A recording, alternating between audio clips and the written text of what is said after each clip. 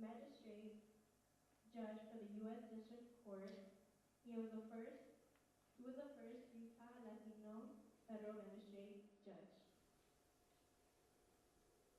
With holding education, his JD in Arizona State University, and his bachelor's in the Utah State University in political science. And something else I also want to point out that he mentioned himself is that this is a very prestigious magazine that he was featured in 2022. So all his efforts, all his work that he has been put for years has paid off, and he's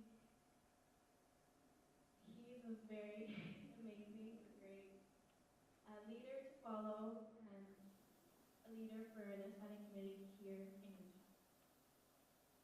I want another round of applause, and I'll let him take it away from here.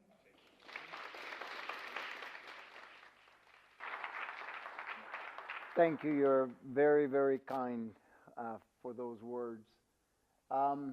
Just a couple of things. To start out, what I want to do is I want to make this as interactive as possible. I will do a bit of talking, but if any questions come up, please feel free to raise your hand, raise your voice, ask it, interrupt me as we're going along, all right?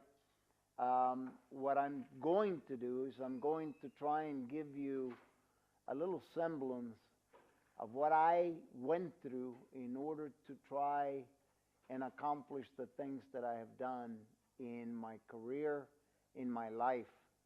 As I know this is Latino Week, I don't consider myself a Latino. I'm Mexican, okay? I was born and raised in Mexico, and that's where I'm going to start my story. I come from a little town right along the border with the Texas border, Eagle Pass, Texas, on the U.S. side, Piedras Negras, Coahuila, on the Mexican side. Yes? That's where I'm from.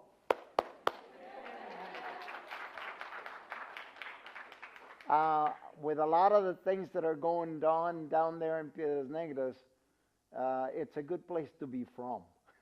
Let me just put it that way. And I'll refer to that as I'm going along with the presentation.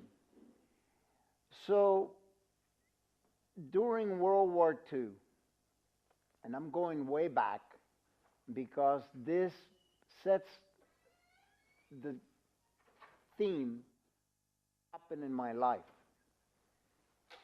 My father worked as a toll collector on the international bridge between Piedras Negras and Eagle Pass, Texas. He worked on the Mexican side. An unusual thing about that bridge is it was privately owned. It was not owned by either government, either the United States or Mexico. A gentleman who built it, he built that bridge and a parallel bridge about 2 kilometers down from where that one was for the railroad, because Piedras Negras literally means black rocks. There's a lot of coal that is mined in that area. And for years, the Mexican railroad used to come, one of the first places to the border was right there in Piedras Negras, to gather up the coal that was used in the locomotives that, you know, in the 1920s and 1930s in Mexico. So that's how that developed. So my father was hired during 1940, 1941, when World War II was going on the Mexican side as a toll collector. About a year later, 1942, the owner of the bridge approached my father and said, "Would you like to work on the U.S. side?" And my dad says, "I would, but I don't have any papers to work on that side." So the owner said, "No problem. I'll make sure that we get them fixed and everything else. So he became a resident alien in the United States in 1942, knowing that he could be drafted because the draft was going on at that time because of World War II. He never was. He got married the following year, 1943, to my mom. My mom was an elementary school teacher in Piedras Negras as well. And it wasn't, and my father worked there through the rest of the 40s into the 50s, late 50s. And then finally he stopped working at that international bridge in about 1957, 1958. All during that period of time, he also owned a small business in Piedras Negras. He had trucks that carried construction materials. One of the many things that my grandmother used to remind me of was that I was exposed to the truck drivers at a very young age. And I mean, I'm barely a toddler. It's like 2, 3 years old. Language was just coming into my vocabulary, along with a lot of really bad words that I learned from all the truck drivers that my father had. Late 50s was important for our family because that's the time that through my father, the rest of my family, my mother, my siblings, were able to get our documents to come into the United States as resident aliens. My recollection of moving into Eagle Pass, Texas was simply that we left in 1960 and 61, right before school ended in April of 1960. The family left to move through the West as migrant farm workers. So that's what we did.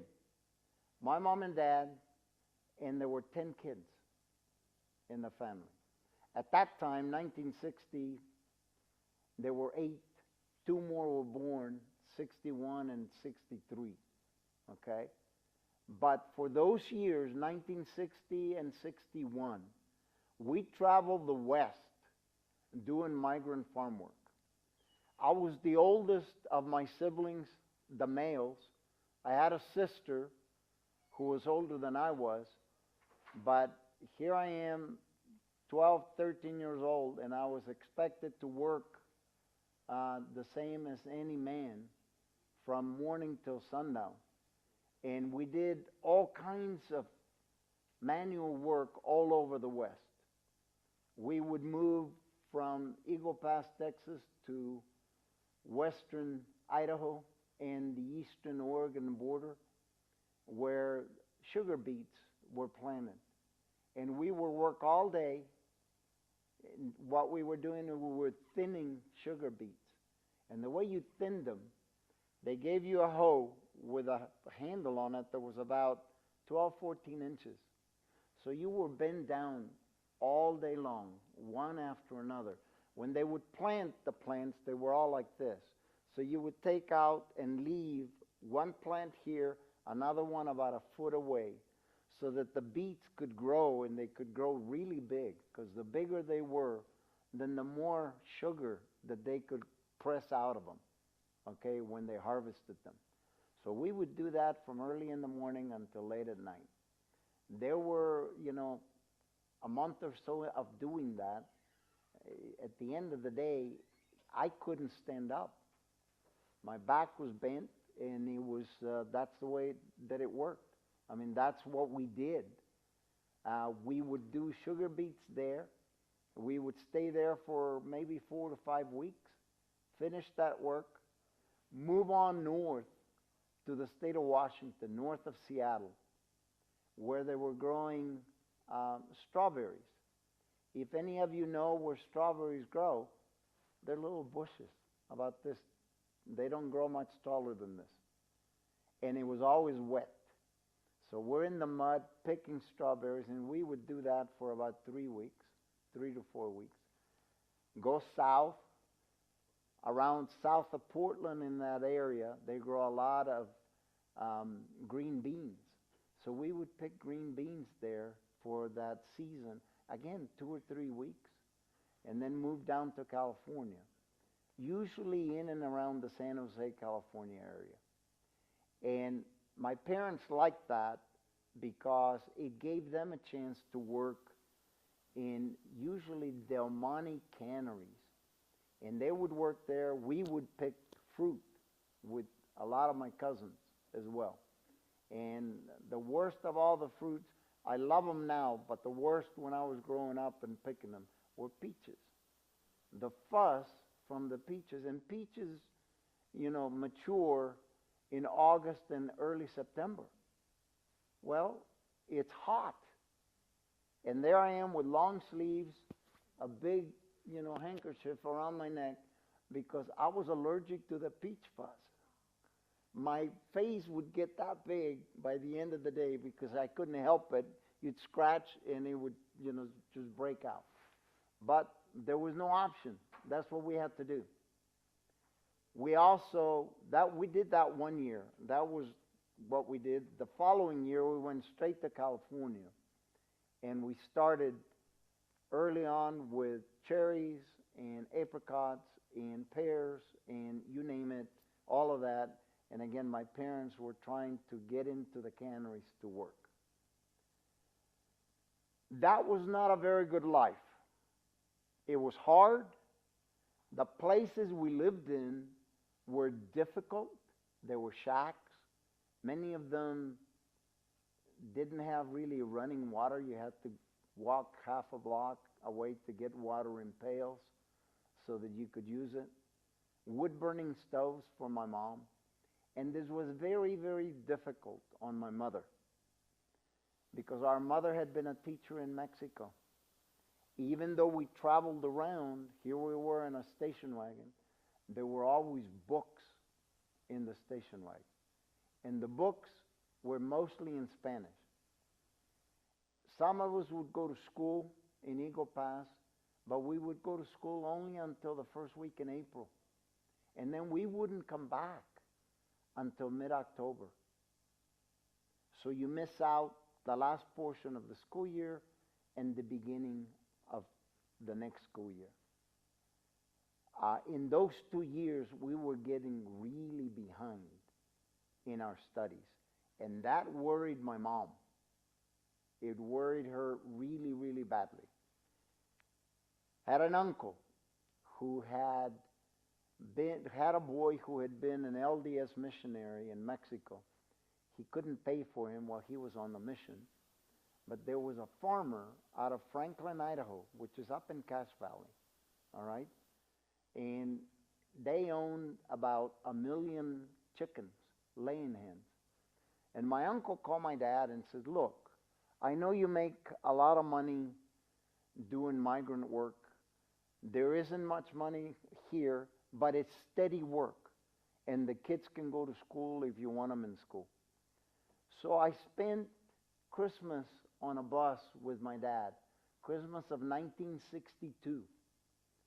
And the day after Christmas, we arrived at Franklin, Idaho. I had never been so cold in my life. I talk about shock. That was really shocking because I thought I had a nice coat. I did, but it was thinner than this coat. We were cold. We got off the bus and my dad and I were the only ones on the bus because I was the oldest boy.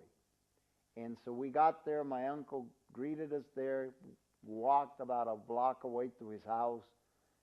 Franklin, Idaho had 400 people until my family moved in. Then there were 412, all right? It added up in a hurry. But we got there and we lived with my uncle. And I worked through the holidays. At the end of the holidays, Marlo Woodward came to my father and said, and I'm telling you this story because in my life, there had been people who had been influential in what has become of me. And he was one of the first ones. Marlo Woodward said to my father, little Sam, because my father's name is Samuel as well, little Sam can work before school, after school, and on the weekend. When school's in session, he can't work for us. So at that point, my dad says, "You're going to school." And I said, "Okay, Dad, that makes sense. Where's the school?" There was no high school in Preston. Pardon me, in Franklin. The nearest high school was Preston, which was 7 miles away. And there was a school bus that would pick us up right there and take us to Preston. I want you to keep that in mind because I've got to bring that up at the end of the presentation that I make to you. Preston High School. I got there, and there was a woman in the middle of the 9th grade. What did I know of English? I knew Spanish. I knew Spanglish. Okay? Whatever that is. There came a time in my life where my mother said, "You're going to go mute, neither English nor Spanish.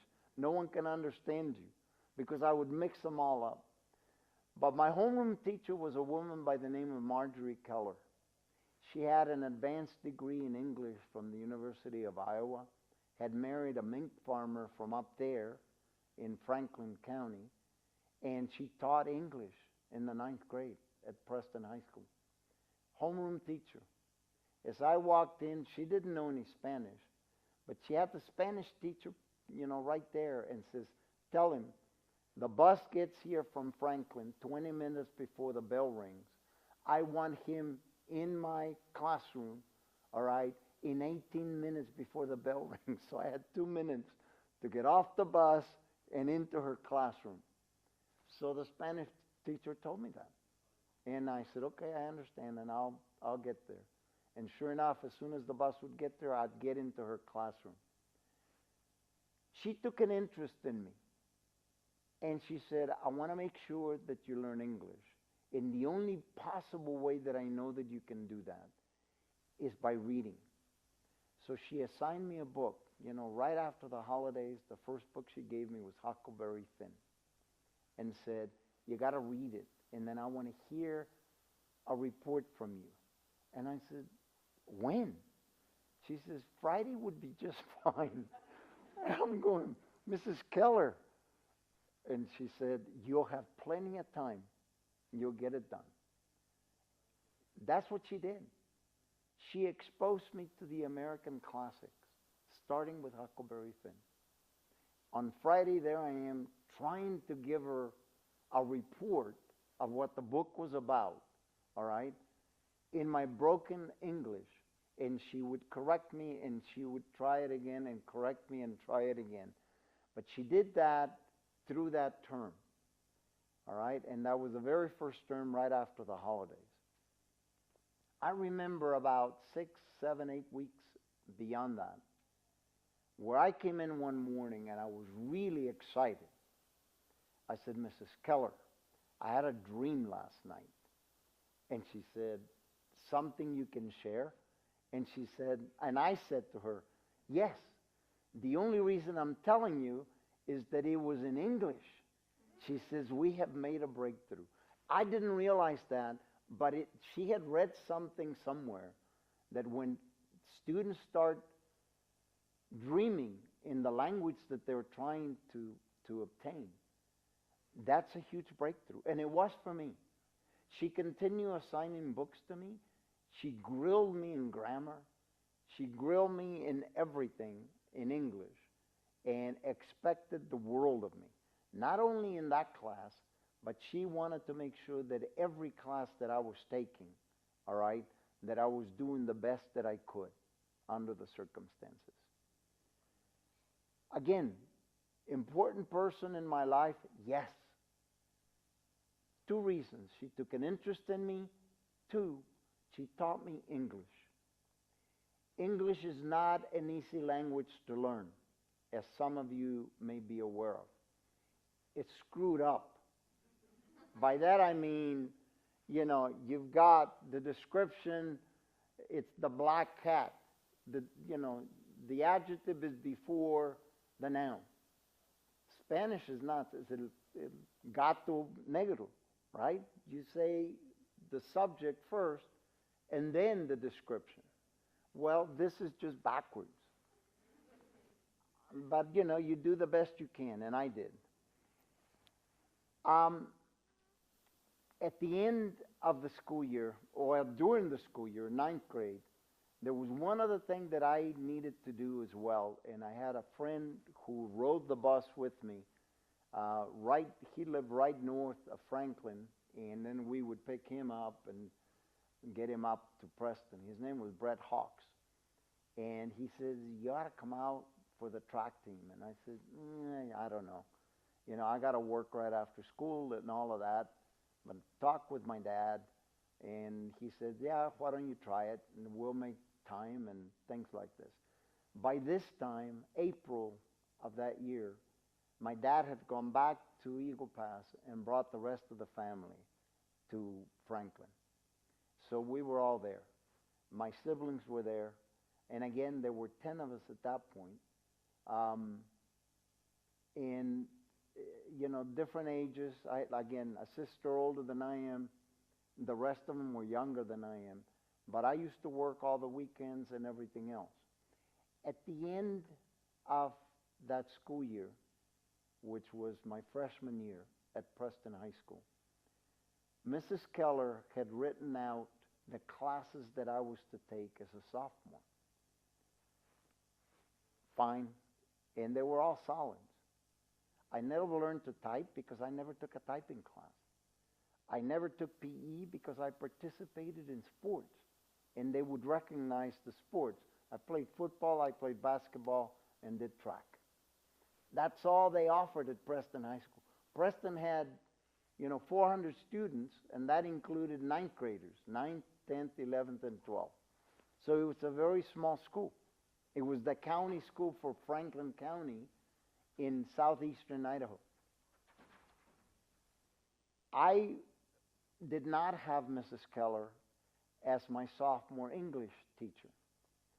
I had another teacher, but she made sure that there were assignments that were made, extra assignments. I didn't know this, but he kept assigning these things to me, and I says, "Mr. Derrick, what's going on here?"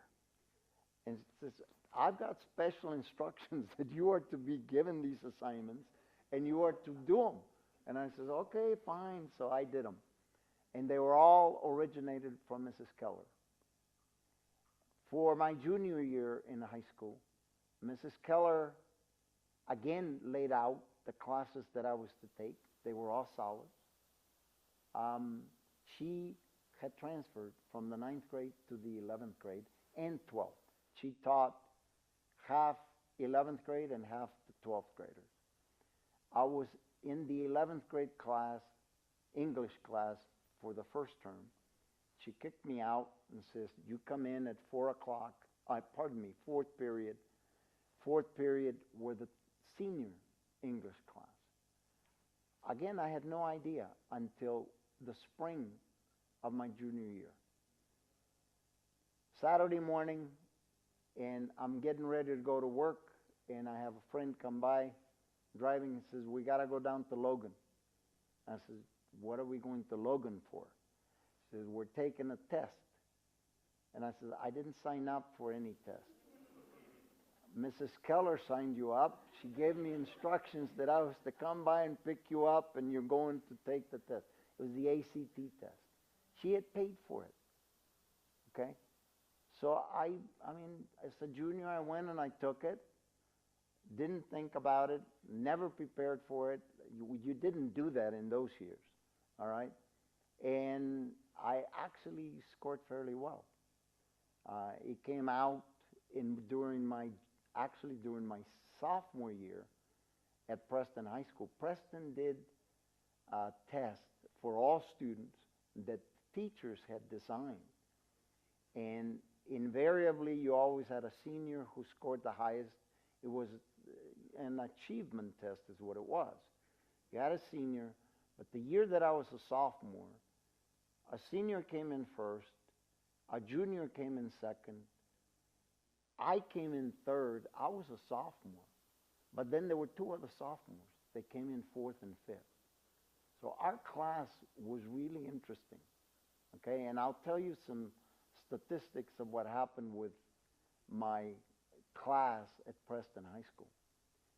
As a result of taking the ACT, Mrs. Keller at the end of my junior year said, Preston has nothing to offer you for your senior year. And I says, yes, it does. I had been the quarterback for the football team, okay, as a junior. And she says, quarterback, that means nothing. I said, Mrs. Keller, I'm gonna be the starting quarterback next year.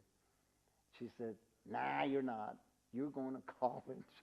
And I said, Mrs. Keller, I can't go to college. I haven't graduated from high school.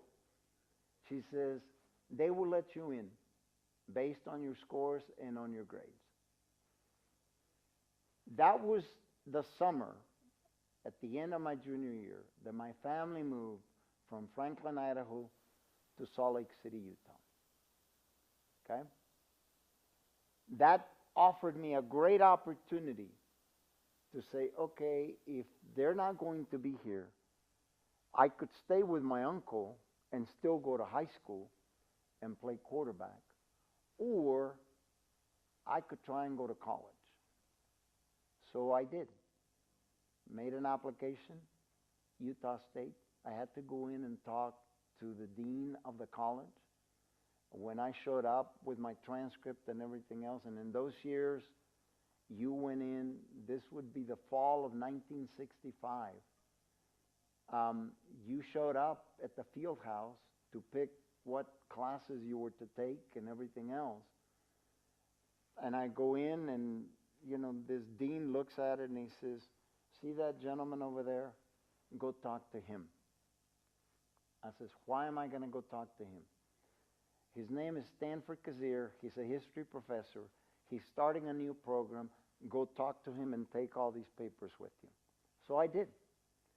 What Professor Kazir was doing, he was starting the honors program at Utah State University. I get choked up because all he said to me was, if you go sign up for that biology class, there will be 150 students. Or you can take the honors biology class and there will be 20. And I said, well, my mama didn't raise no dummy. I'll go to the one with a shorter class. But he says there will be a lot of work. And he was right. Every one of those honors classes, and they were offered in all the academics that you could think of. We'd never had any more than 20, 22 students in the classes. But they worked our butts off. I mean, they just did. Again, a critical person in my career, in my life, Stanford Kazir. He became the head of the history department at Utah State University. Years later, he became president at Utah State, okay, after I had graduated and gone from there. He was also the one who, when I graduated from Utah State, said, what are you going to do? Because he wanted me in the history program, and he said, you can get an advanced degree in history. This is 1969 when I graduated from Utah State. Vietnam was at its height. I had had a deferment for 4 years, okay? All my undergraduate at Utah State. No more deferments were offered.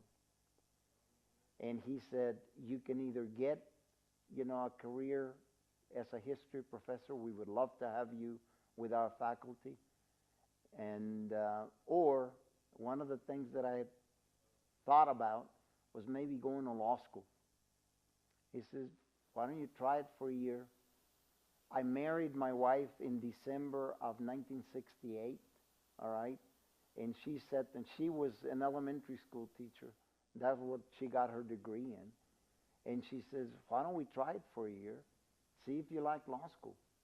And if you do, fine. If you don't, go back and get an advanced degree. And I said, well, I think I'm going to get drafted for Vietnam.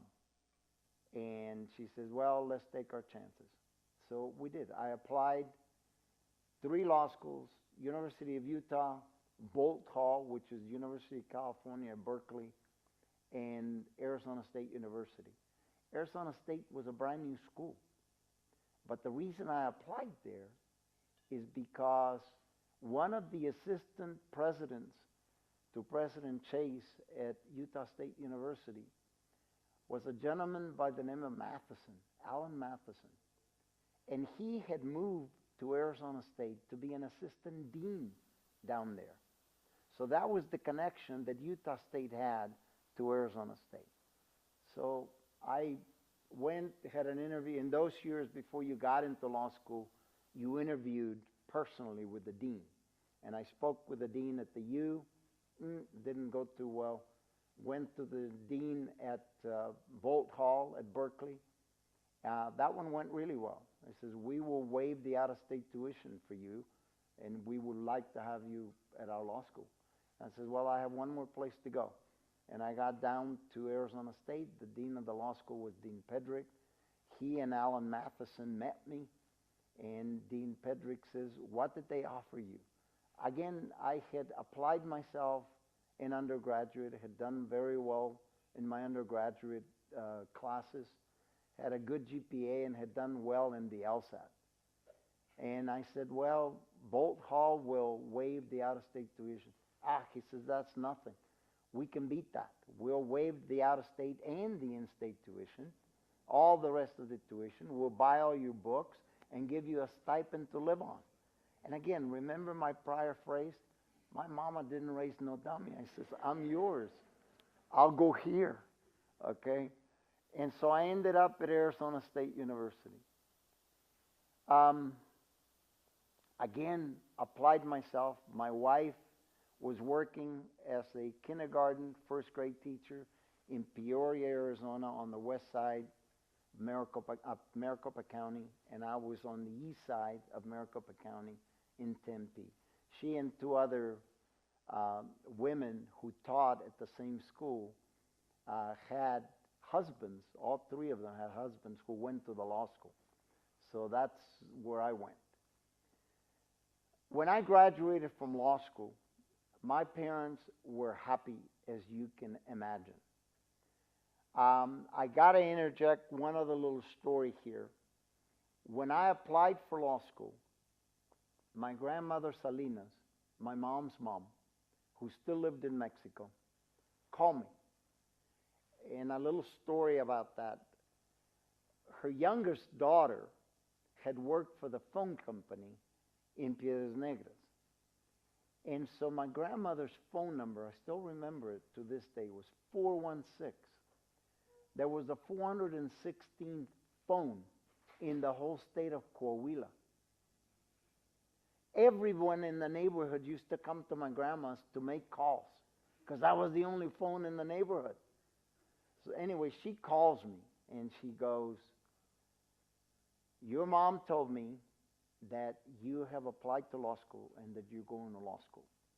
I says, I am. And she was crying. And she goes, I will pay for you to go to medical school and become a doctor instead of becoming a lawyer. And I lied to her. I said, Grandma, the lawyers in the United States are different than the lawyers in Mexico. Not, I kind of just told her that. She had been exposed to some lawyers in Mexico, and she did not like them one bit. And years later, and I'll go into that as part of the story develops, I found out why, and you just couldn't trust them very much down there. But anyway, that's what I said to her, and she says, well, okay, but I need to know how you do. So I had one more person that I had to respond to. Mind you, all the time that I was in college, I was the first of my siblings to go to college.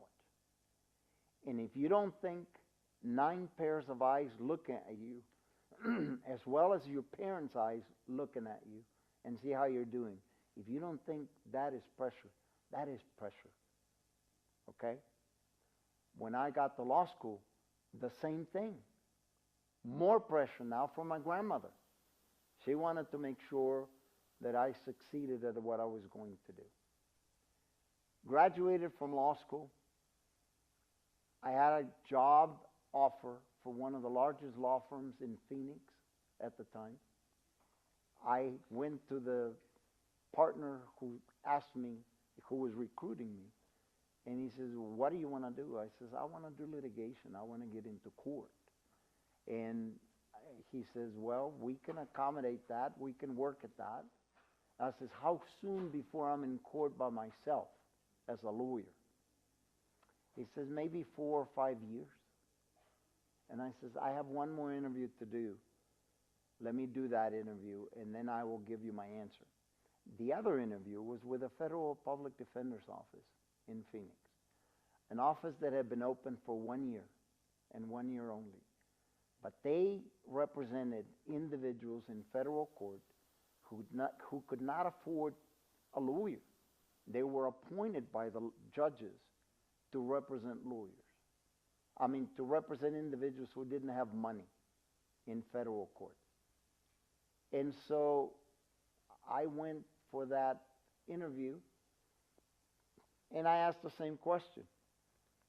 Mr. Karras was the federal public defender. He had the distinction, when you looked at his badge, the badge had a number on it.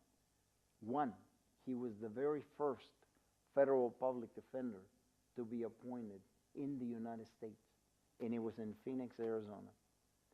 And he said to me, "Any questions about coming to work for me?" And I said, "Yeah. How soon before I'm in court by myself on a matter?" He says, "How soon do you want to be in a trial?"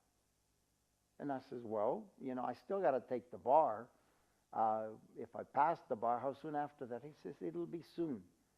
And I'll work the case together with you, and you can go into trial in federal court, and we'll see how you do and go from there." And I says, "Well, then I'm yours."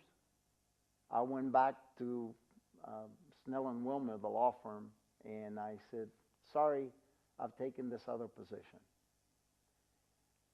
And I've never regretted it, because it afforded me an opportunity. I started in that office. I took the bar that summer. We got the results late September. I was admitted to practice October of 1992. And I was in trial with my first trial mid-October, 6 weeks later. Okay?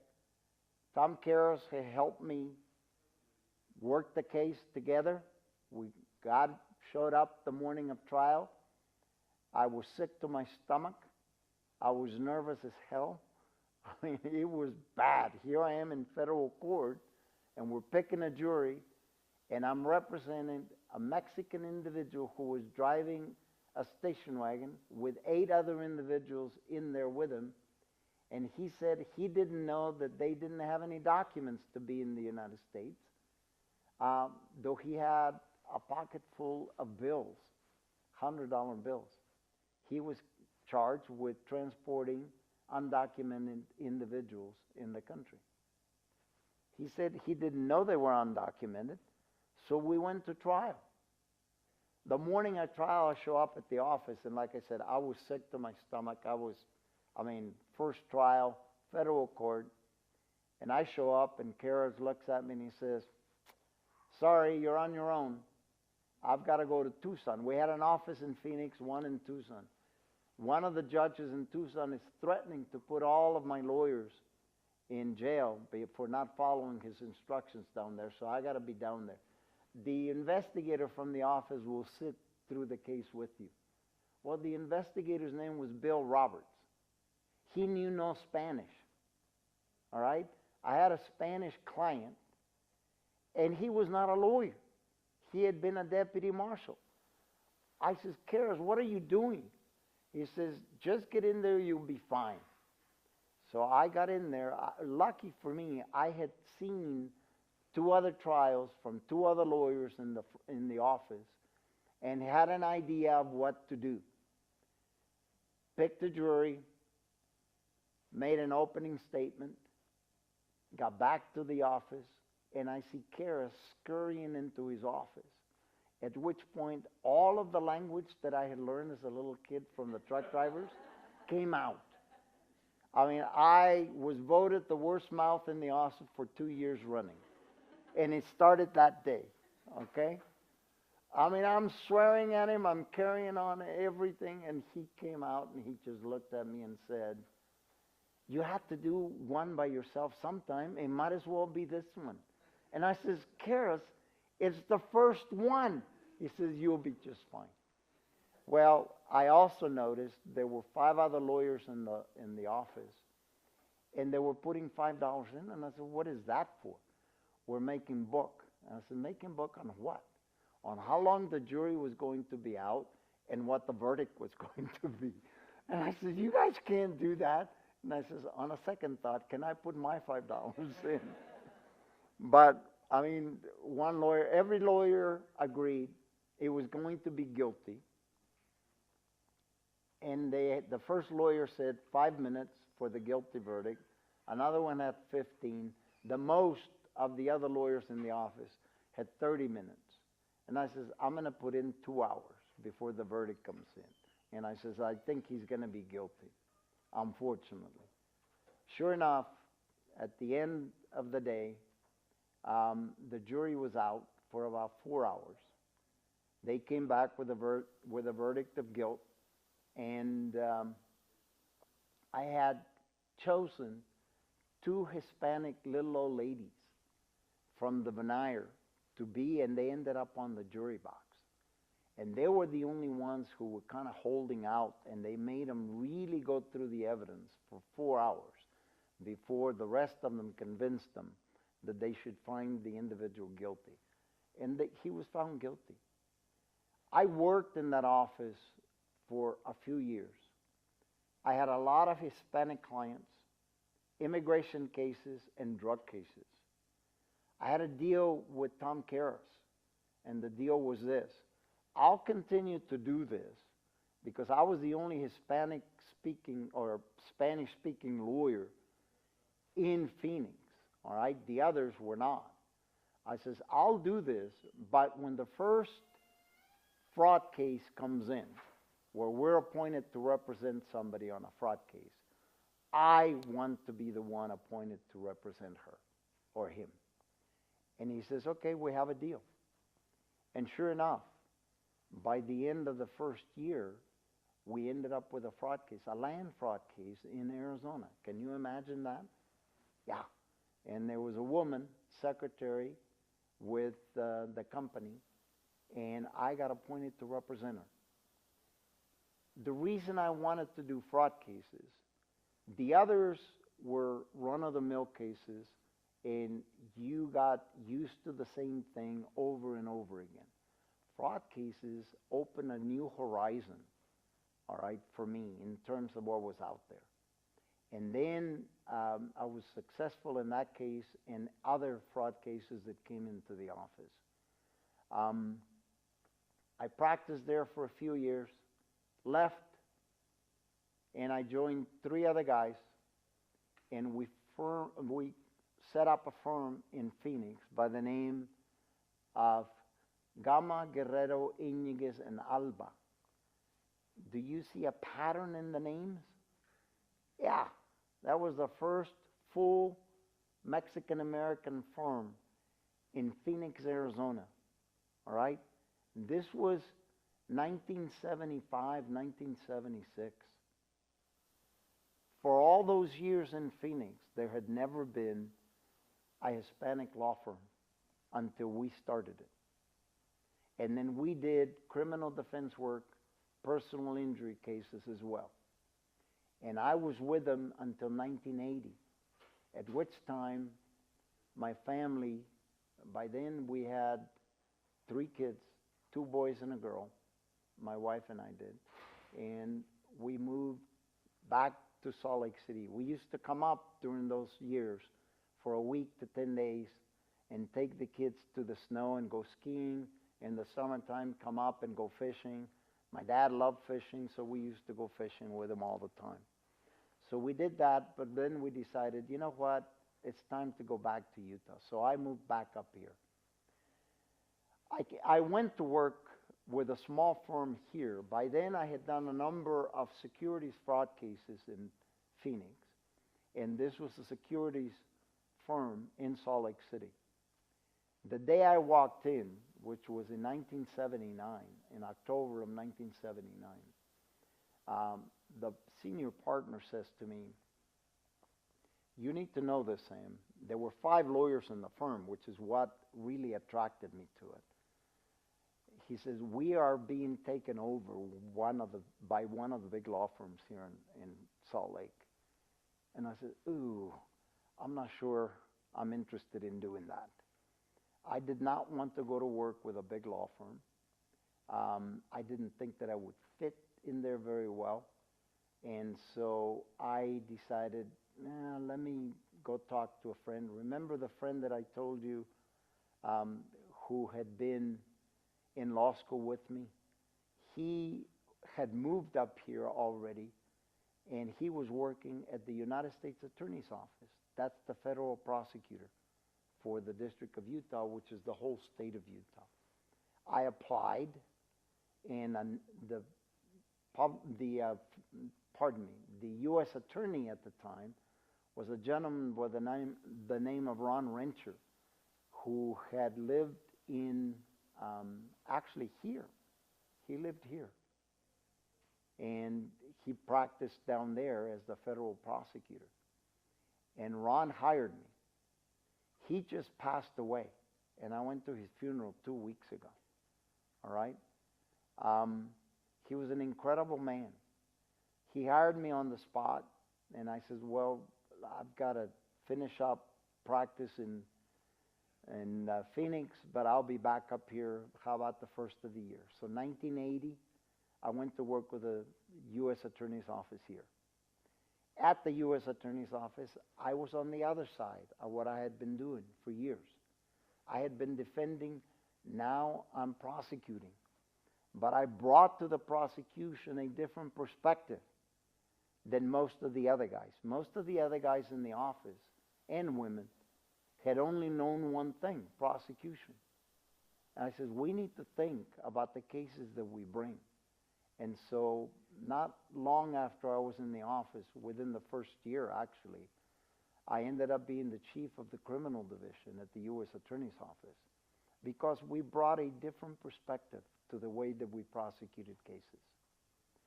And I was there with the idea that I was only going to be there for about 2 or 3 years at the most, and that would be the end of it.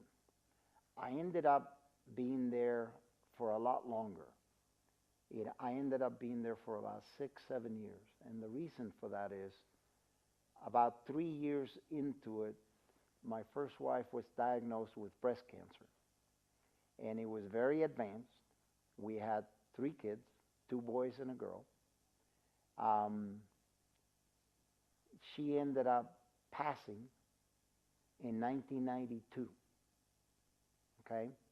I had left the U.S. Attorney's Office in 1986, went to work with a firm here by the name of Prince Yates and Gelsaler in Salt Lake City. But when she passed, I had already been nominated after practicing in the U.S. Attorney's Office and at Prince Yates for a number of years. I had been nominated and chosen by the district judges as the first Latino, Mexican-American magistrate judge in the District of Utah, which is the state of Utah, in federal court. I was really privileged for that. My wife passed in September of 1992, and I was sworn in as a judge in October of 1992. And here I am, starting as a judge with 3 teenagers. Okay? Hard. Really, really hard. Difficult. I'm going to give you a little perspective on what magistrate judges do and how it is that I came to end up in that position. Supreme Court justices are appointed by the President with the consent of the Senate. Court of Appeal judges in the federal system by the President with the consent of the Senate. District Court judges by the Senate, by the President with the consent of the Senate. Magistrate judges, who are at the very bottom, okay, rung as far as the hierarchy of judges in federal system are, we are appointed by the district court judges for a period of time. Their appointment is for life. Mine was an 8-year term. When another magistrate judge became a magistrate judge years later, he asked me to speak. And here we are in the big courtroom in federal court. I had been on the bench at that point for about 10 years. And I said, David, are you sure you want me to speak? He says, yes, I want you to speak. And I said, okay. So the robing ceremony for him, and there I am, and I'm making the same presentation, and I said to him, David, you need to recognize one thing. Seated behind me were all the district judges and Court of Appeal judges of federal, all right, on the federal system. I said, David, you were appointed for your position based on merit. These behind me were appointed based on by political cronies and based on politics. And at that point, the place was full of lawyers. It erupted in laughter. They all the lawyers laughed, and I hear this little voice in the back, one of the district judges, you are in contempt. And I said, I know I am, but that's exactly what it was. The judges relied on the experience of what they had seen from us as lawyers to make the decision of whom to appoint as a magistrate judge. So we did all the preliminary work on cases throughout all the period of time. I worked, the Elizabeth Smart case. I don't know whether any of you know what that case is about. I did all the preliminary work on that case while I was on the bench. I have done all kinds of both criminal and civil matters as a magistrate judge, and I did that for 20 years. Okay? At the end of 20 years, I was old enough to retire as a federal magistrate judge, which I did. And I went to work with a law firm of Snow, Christensen, and Martineau, a firm that has been in existence for about 125 years in Salt Lake City. While there, I became the chief of the criminal division of that firm. I became also the chairman of the board. That firm is run by a board of directors, and I was the chairman of the board for 4 years. Okay? Something that had never happened in Salt Lake City. To have a Mexican American achieve that kind of a position, become a partner in a major law firm, and become the chairman of the board in a major law firm. I am glad to have been given those opportunities, okay, because it has been a lot of work throughout. But for the influence of particular individuals, some of whom I have named along the way, I wouldn't have been able to achieve the things that I have achieved. Okay? But first and foremost, I had to work for everything. I had to work for my schooling. I had to work for my grades. I had to work for every job that I've had.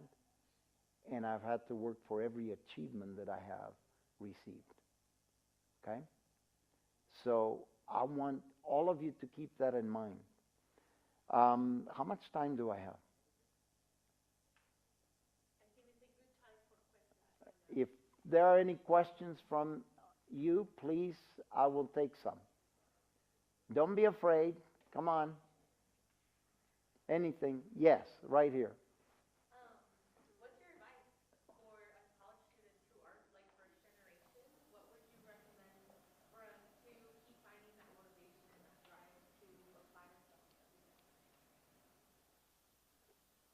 I tried to address that at the end. I think I understood your question. What advice do I have for college students right now? Um, you know, there is no substitute for hard work. There really isn't.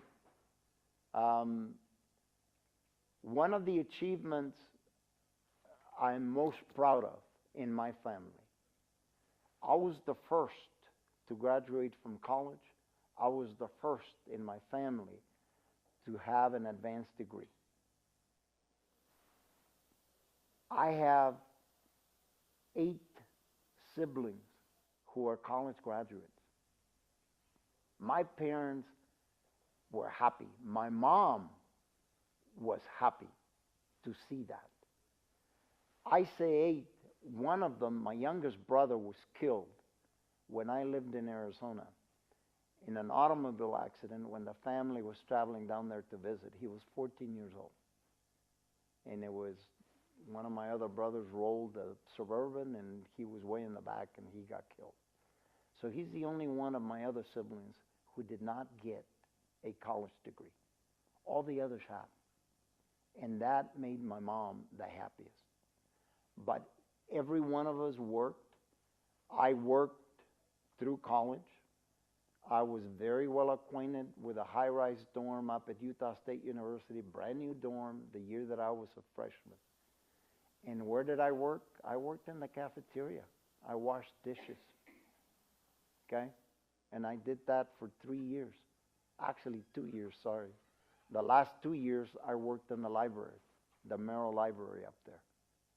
So, no substitute for hard work. That's what I would encourage. Nothing extraordinary in terms of my mind, other than applying myself. Not the smartest, guy in the shed at all. Nope. But I wasn't going to have anyone else outwork me. So that's the approach that I took. And I think it works. Okay? All right. Good question. Anyone else? Yes.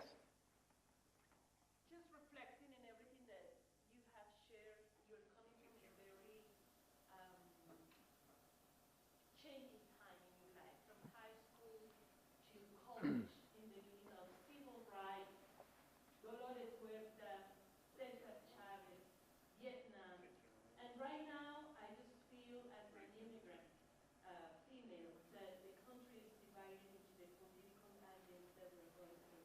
And I always get the feeling or comments from students saying it looks like the United States don't want us here, or they don't want to support us in the effort of succeeding in the United States. So you are a survivor from a very political time, challenging time. What can you tell to those students who are wondering today what's the future in America? That's a really, really interesting question.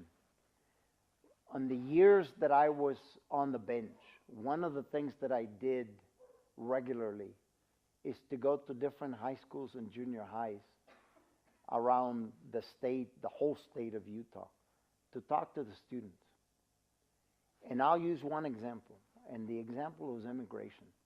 Invariably, there will be an immigration question that would come up. Pardon me. I'm going to take 1 second. Hang on. The question was always, what do we do in this country about the immigration issue?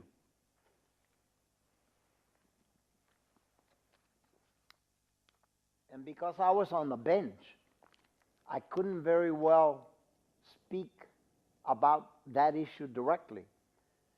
A number of the cases I had were immigration cases, always, in the 20 years that I was there. But the response that I came up with was this. There was a time in America, and the 60s was what I was talking about. There was a time in America when we had statesmen in Congress, both as congressmen and as senators. They passed the Civil Rights Act in 1964. Both sides had to cooperate to get it done. Okay? Now we don't have statesmen in Congress. We don't. Every person there, as soon as they win the election, guess what the next concern is? Winning the next one. And they start politicking immediately and forgetting about the job that they need to do. I'm no longer on the bench. I can be really critical of all of them. But I lived through that. I lived through the 60s. All right? And that was hard. That was difficult. And it is unfortunate for me to see that where it comes to civil rights, we are in situations where we haven't progressed very much, unfortunately. We have in some areas, but not in others. Gender issues are prevalent in our society, and if you are a minority in our society, heaven help you, because you're going to get it. All right? So the way I used to say to myself, just don't let anyone outstudy you. Okay? Thank you. I hope that answers your question. All right. Before we finish, and I know I've got like 1 more minute, remember I told you to keep in mind where it was that I went to Preston, to high school, Preston High School? All right. So at the end of the 9th grade, my friend Brett Hawks said to me, "You ought to run for sophomore class president." I said, "You're crazy. I just got here half a semester ago, or a semester ago." He says, "No, look, we'll find 2 of the cutest girls in class, and they'll run with us, and you'll win." And I said, "All right, that sounds good. Let's do it." So I did. I ran, and I became the sophomore class president at Preston High School. 25 years later, there was a kid who became student body president there. His last name was Hess. And he kept hearing these stories about this Mexican-American kid who ran for student body office and became elected as sophomore class president. And he wrote him in as a character in a movie that he wrote while he was down at BYU. The name of the movie is Napoleon Dynamite. So, when you go home today, you talk to anybody and you say, "You've met the real Pedro." Okay?